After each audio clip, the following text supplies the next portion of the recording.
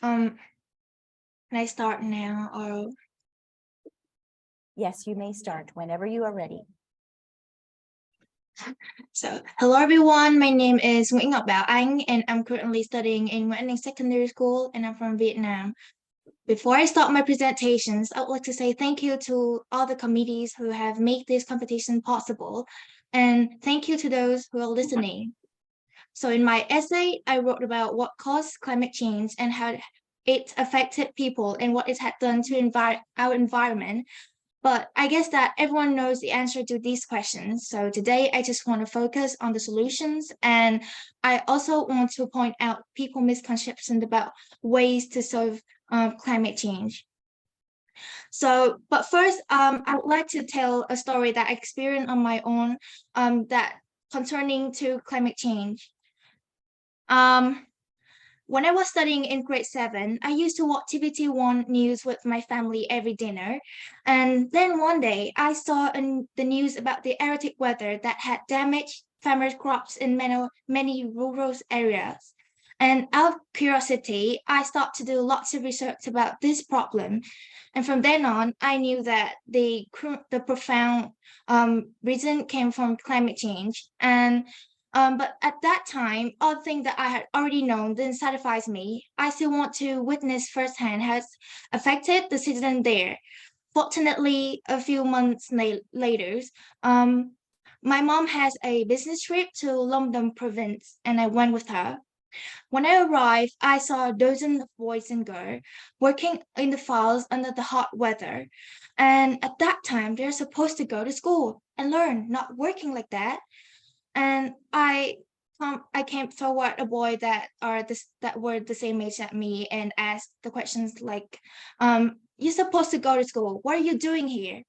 And he replied that his family didn't have enough money for him to go to school because they couldn't make money from the crops as the weather has already ruined all their work.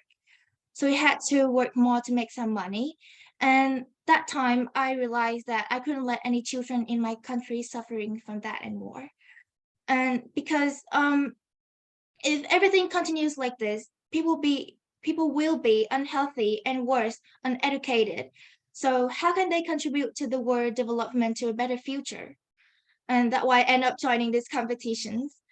So I did come up with some solutions that I think are only possible if everyone contributes. Well, why did I say that? Because many people believe that the governments or the leaders, if you like, should take action. For example, cut off factory because they release toxic emission into the air, and or maybe use solar energy or stop taking fossil fuel from the ground. But that can never happen because they have already become one crucial part of the citizen daily life. Because in the processions of producing furniture, clothes, or electricity, people have to burn fossil fuel and then release toxic emissions, although no one wants that to happen. And moreover, if we cannot just sit here and wait for the governments or the leaders to do something. Um, However, if the government cannot be relied on, it is not the end of the world, as people's receptions of climate change and the spirit to change the current situations is the most important. Um, because if no one even cares about climate change and thinks that it is the leader's business, then we can never save our home.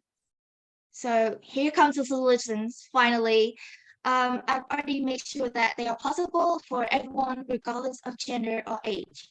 So first, we need to plant trees. Trees are the fields of the earth. Hopefully they can reduce the emissions that we release into the air. And second, start using private transportation. Biking or walking instead of driving is a better solution because when we drive, we're actually release a huge amount of emission into the air. And number three is buy durable clothes, not fashionable clothes. Well, because durable clothes is something that you can use for a long period of time, but fashionable clothes, people will probably throw it away as soon as it's off trends. And the last one is advocated for change. Write to your elected representatives attend climate change marches and support organizations working on climate actions. And the last thing I want to mention is don't ever misconcept that climate change is an ancient situation. It can be changed or not, depending mostly on us, the younger generations, but are leaders of the world, of the future world. And always keep in mind that when everyone helps, everything counts. Thank you for listening.